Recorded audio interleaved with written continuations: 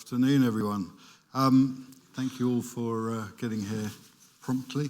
I'm Matt Payne. I work for Akamai Technologies, and I will give a brief introduction to Akamai in a second for those of you who aren't familiar with us, but I look after Payne, our customers who are designated critical national infrastructure. So I work very closely with a lot of financials, including a lot here in Ireland. I work with public sector. Increasingly, that's meant a fair bit of time with us working with defence organisations in the current geopolitical climate, as I'm sure you can imagine. There's a lot of increasing need for security services there. Also working with other areas like utilities, energy companies, as well as pharmaceuticals, healthcare, and so on. So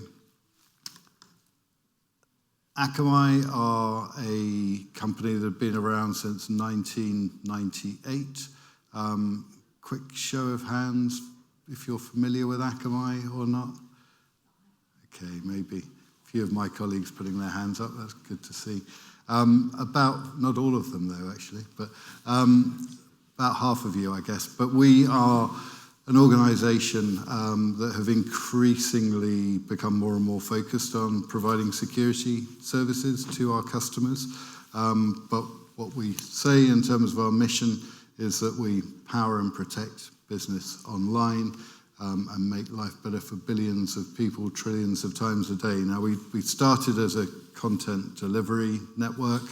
Our CEO and one of our co-founders was a very, very exceptional mathematician, and he was in fact responsible for at MIT for being senior professor of computer algorithms, and he worked out some ways in which content could be offloaded and delivered from the edge of the internet. So in terms of people talking about the internet edge, that was in fact something that Akamai started many moons ago. But increasingly, as I say, we've been asked by our customers, in fact, and it was the White House that first asked us if we could do something in terms of putting some security solutions in place for them back in the day, which led us to realizing that, you know, at the extreme edge of the internet is really the best way to do a lot of defensive things. But we serve traffic. We talk about up to 1/3 of the globe's internet traffic going across our platform every day. We have about 4 billion in revenues, but well over half of that is now, in fact, security solutions that we provide.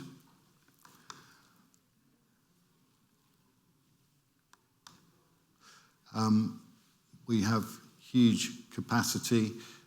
We have many points of presence. We're in, I think, 134 countries around the world, and by using our solutions, we can offer many advantages to customers in terms of making sure that they remain online, that their services are available, but more and more common these days are sort of nefarious attacks, which we see, which we can also protect and help to guard them against. So stopping an attack as far away from the customer is obviously a desirable thing. We've seen some attacks that are large enough, in fact, that the converging traffic is enough to cause local, even national impact, and that's obviously something that is not good. But we have a number of solutions we provide. I'm going to focus very much today around a couple of solutions, primarily segmentation, which is a solution which we added to our portfolio at the request of some of our customers a couple of years ago. In Europe, though, we work with many large companies. We have pretty much, I think it's of the top 25 banks in Europe, we've got 21 of them as customers today. We're also working with retailers, media, automobile manufacturers, high tech, and so on and so forth. But we're committed to the European business. We're helping our customers in terms of requirements around sovereignty, data localization, and so on and so forth. So I'm very happy to talk further with you. We've got a stand outside in the lobby area here, which is manned all day, so very happy to talk about any other areas of business as well. But today, as I say, we want to sort of focus on really what companies need to do in terms of maintaining their resilience, maintaining services, and I'm sure there's no one here at all today who could manage to run their business on a pen and paper. Obviously, at one extreme, there can be very small organizations where maybe a cyber attack means the guy has to go to computer center and buy himself a new laptop, or just get his machine reprogrammed and wiped clean and upload a couple of programs again. But increasingly now we're all dependent on very, very sophisticated computer systems. We're all in a world where we have a supply chain as well, which is incredibly vulnerable. And I'm sure that many of the attacks that we're all seeing in the news are going to be familiar to you.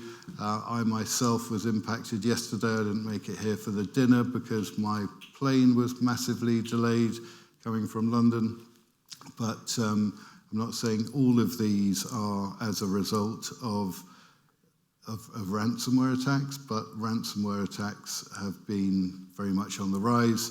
And it's something, I guess, that we're all having to look out for every day.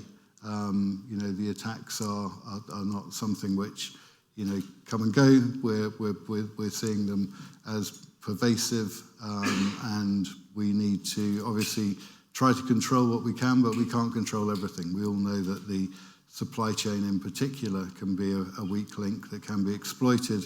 And it's not uncommon now that we see organizations taking weeks, if not months, for services to be resumed. I think with JLR, it's been reported it's costing them something like £100,000 an hour for the issues that they're facing. And I believe, again, it's anecdotal, but they're actually having to take vehicles off the production line. They can't just restart that production line. Some of those vehicles are in fact going to have to be broken down and reused just as parts because they've been impacted so heavily. When we see ransomware attacks, though, they're not always just a straightforward ransomware attack. We're also seeing what we call double extortion attacks, where data will be encrypted, and the obviously the company will want to get that data back, but there is sort of an additional penalty in terms of trying to get decryption of those files. We've heard of cases where that in fact has been paid for, but the encrypted files never appeared. So there's no guarantee that paying a ransomware attacker is actually going to be a solution.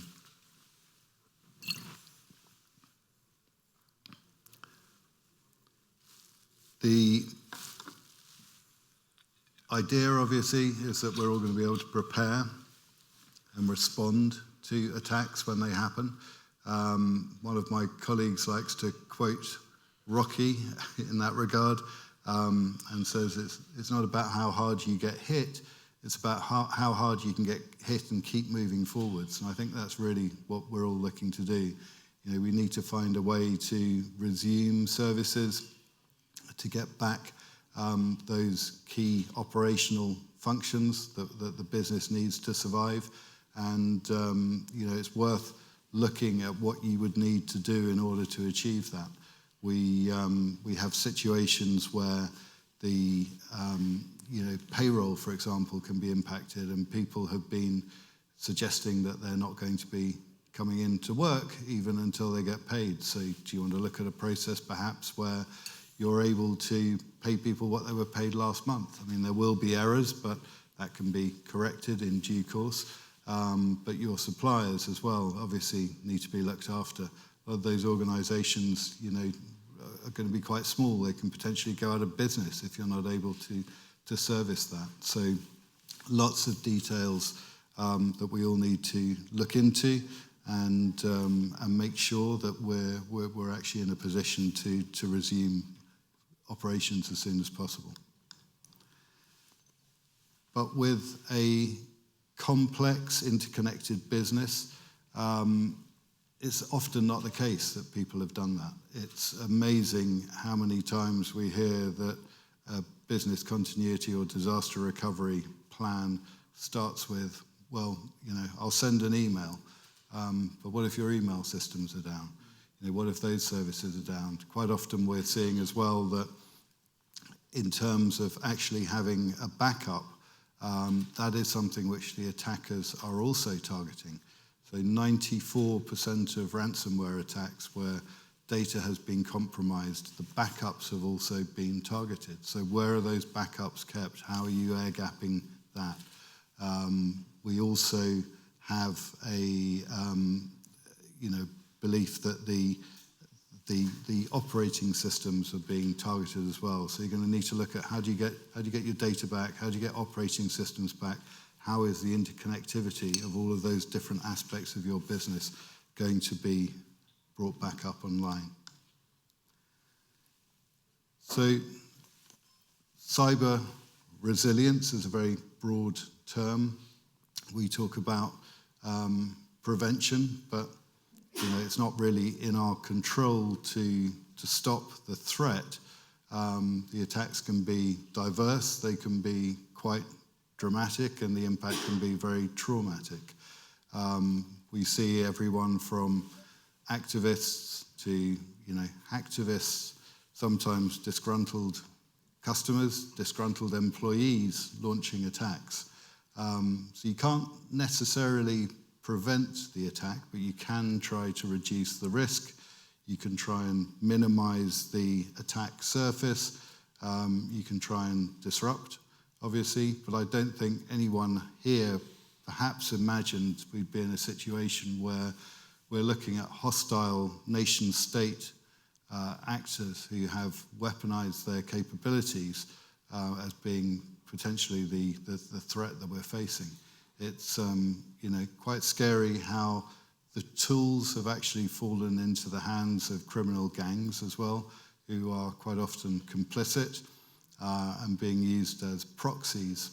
So the sophistication of the weaponry, for want of a better word, that's being directed at organizations that are being targeted is at an unprecedented level of sophistication. We also obviously need to try to make sure that we have a response, as I've said, which is beyond just resorting to pen and paper.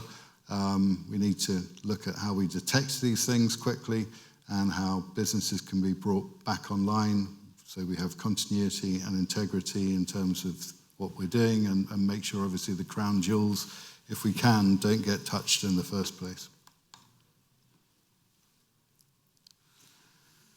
So this is perhaps somewhat of an obvious list of goals, but is it aspirational or is this something you can actually achieve? Are they realistic goals? What is your goal for uptime? Is it 5 nines? I know a lot of organizations aspire to 5 nines. Some of them manage it, others perhaps don't. But what happens if you do go offline?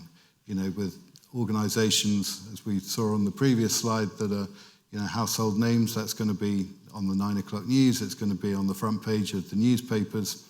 And I think probably organizations like M&S are quite lucky and they've got a very loyal following of customers. I think the brand damage was considerable. I think the financial impact was considerable, but I think they will recover.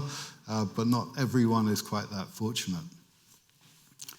Obviously, those of us as well who are working in regulated industries, potential fines, even just the cost of reporting into the regulators. There can be multiple different regulators within different jurisdictions, but the overall burden on the business is massive. So I think a lot of people here I know are going to be obviously looking at DORA or NIS2 or some of the other regulatory acts and trying to map out what it is they need to do and adhere to those. But we all have a duty, obviously, if we're working particularly in industries which are, something which is of great importance. If people can't pay their bills, for example, the financial organizations need to look at what is the minimum viable bank that we can run, and so on and so forth.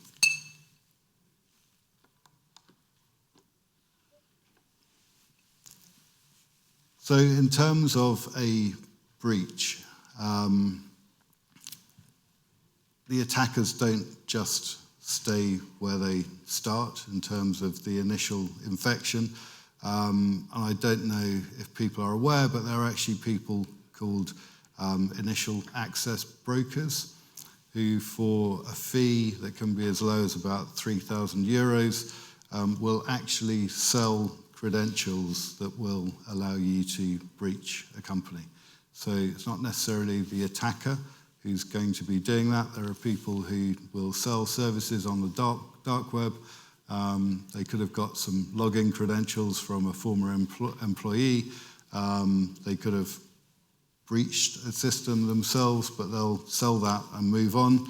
But the challenge that we see is obviously once someone executes with those breach credentials, they can look around the network, they can look at how they can escalate and get sort of privileged access into parts of the network where they can do even more damage. Typically to the left of the lateral movement arrow there, it could be one or two machines. It's not going to be a great nuisance necessarily. It's something you don't want to happen, but that's not really where the trouble starts. It's relatively trivial. But once they move beyond that and they can get the lateral movement, that's where we're then seeing that they can begin to collect data and possibly then send that out.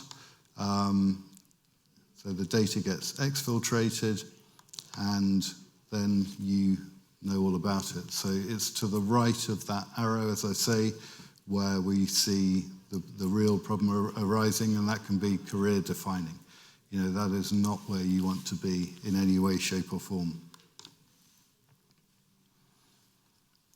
So what I wanted to talk about was how microsegmentation can be used in terms of being able to break down a network, contain the threats and ensure continuity even when you are attacked. So this is going way above and beyond sort of traditional firewalls. It's making sure that there is a very granular way in which you can separate your network and make sure that even if a section of it does get compromised, the rest won't. There's an example, obviously I won't mention names, but there's a very well-known manufacturer we worked with. We worked with them in terms of segmenting their very flat legacy architecture. They were unfortunately breached. The attackers managed to compromise everything but that legacy infrastructure, which had been segmented as it should be. And on the back of that, they launched an initiative to put microsegmentation in absolutely across the entire estate.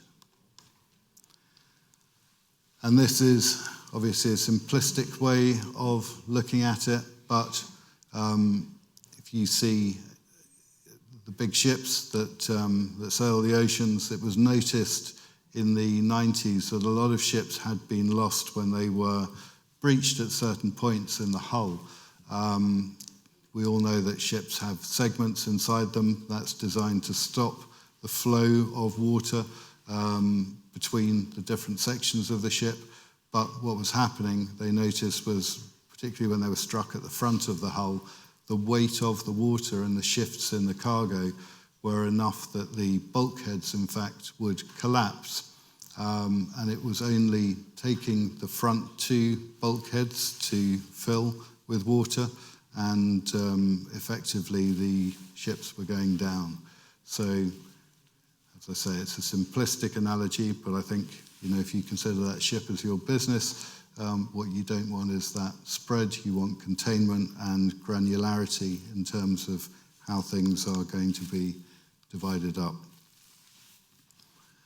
So this is a slide which we will run through quickly. On the left, as it says, there is an illustration of what happens without segmentation. And on the right, we have the organization which does have microsegmentation, but you'll see with no lateral controls, once we start the attack, the impact of that can spread and will manifest itself right across the platform potentially, and there's a domino effect. Whereas on the right, where things have been done as we believe they should properly, you have the ability, obviously, just to contain it at that one point where the initial attack landed.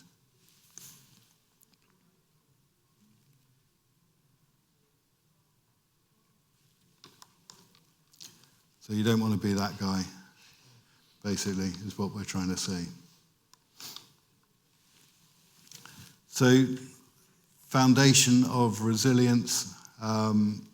Obviously, you can't protect what you don't know, what you don't understand.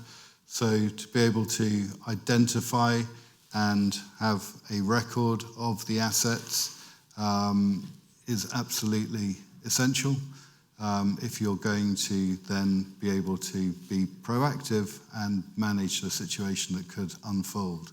So one of the solutions that Akamai provide is a microsegmentation solution, which is able to actually give you full visibility across the platform of all of the data flows and the interactions and dependencies between the various aspects of your network.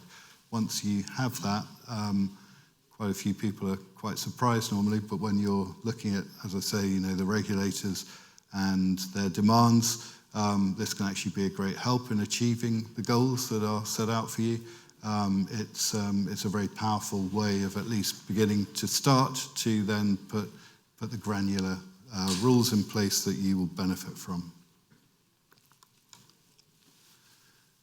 So once you've done that, you can obviously look at how to contain the potential impact of that attack to allow you to maintain continuity, but you can also protect and quarantine areas that need it. You're going to also benefit from having a ubiquitous set of controls across the platform and a single pane through which you can manage that.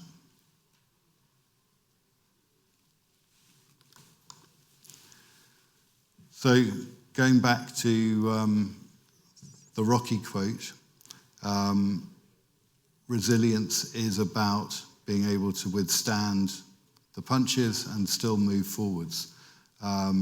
It's also about being able to adapt to new scenarios, new architectures, and so on, whether it's on-prem or stuff that you have perhaps in a cloud. Many of you, I know, will probably have multiple clouds that you're using.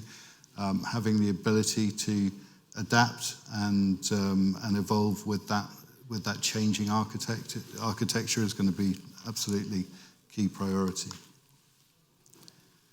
So as I say, visualization and mapping is what then allows us to put in the right appropriate policies and to make sure that all the interdependencies are going to be accounted for, but to make sure that it's only going to be used by people with the right privileges and not by a would-be attacker. And we actually had a situation not that long ago where a customer was telling us how they had successfully put in microsegmentation. They'd had a pen tester come into the organization, and after 2 weeks, the pen tester hadn't been able to actually get any results at all in terms of being able to successfully breach the platform. They then gave him the password in order to get the privileged access, and even then he was unable to do any damage. So yeah, it's a very important and practical way of dealing with the situation. But in terms of recommendations, obviously, until you start, you won't know where you stand. But in terms of the midterm and long-term goals, we would say that once you have visibility of the platform and the network, you can begin leveraging tools within the estate and beginning to sort of determine, do you need RDP on a certain machine? Do you need SSH? You may need SSH on one or two machines potentially, but certainly not on all machines.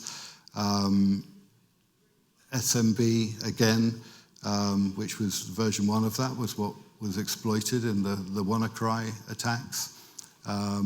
But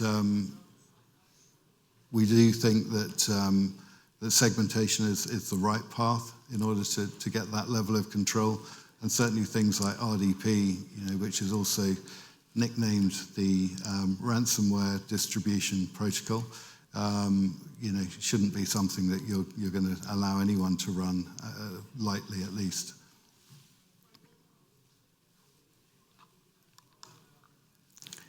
So we have a report which we publish on a quarterly basis called the SOTI report, which is the state of the internet. And we, in fact, had a report earlier this year which was specialized, well, it was focused on ransomware. So I'd encourage all of you perhaps to take a look at that. I think there's a link on our stand as well to that report. I don't think we have copies of it here, do we? But please download that and take a look. And in terms of Gartner endorsing what we're doing, I think that's a fairly nice plug as well. But yeah, very, very powerful solution.